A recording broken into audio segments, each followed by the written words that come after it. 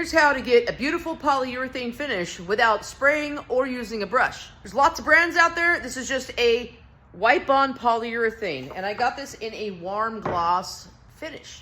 So it won't have a real high gloss to it. So what you want to do is just saturate your rag with the polyurethane.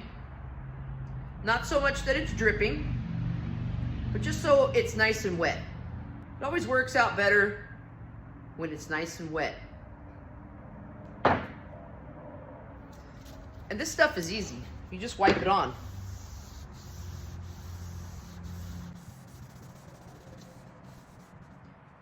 Make sure you use a liberal amount of the polyurethane so that you're applying it and not really wiping it off with your rag, if that makes sense.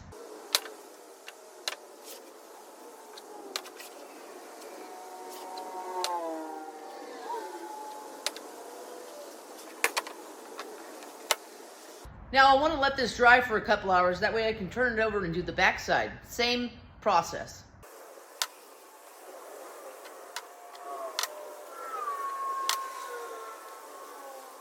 Now that this has had a chance to dry, I can go ahead and apply another coat.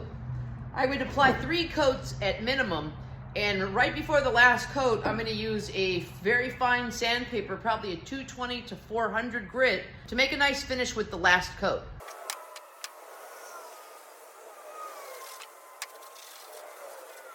Now that the second coat is dry, I'm going to use a 400 grit sandpaper to just lightly rub over all the surfaces of this frame. Then I can apply the last coat.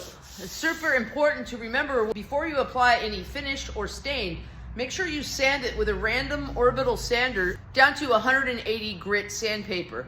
At that point, you should be able to start applying finish, sanding between coats of finish. If you're using something like polyurethane or lacquer, they're very thin finishes, so I usually wait until I have a nice good second coat on there to start sanding between the finish. And it's just this much, very light pressure, just that's all you need. And sanding between finish coats, you always remove all of the dust. Now I'm ready to apply the final coat.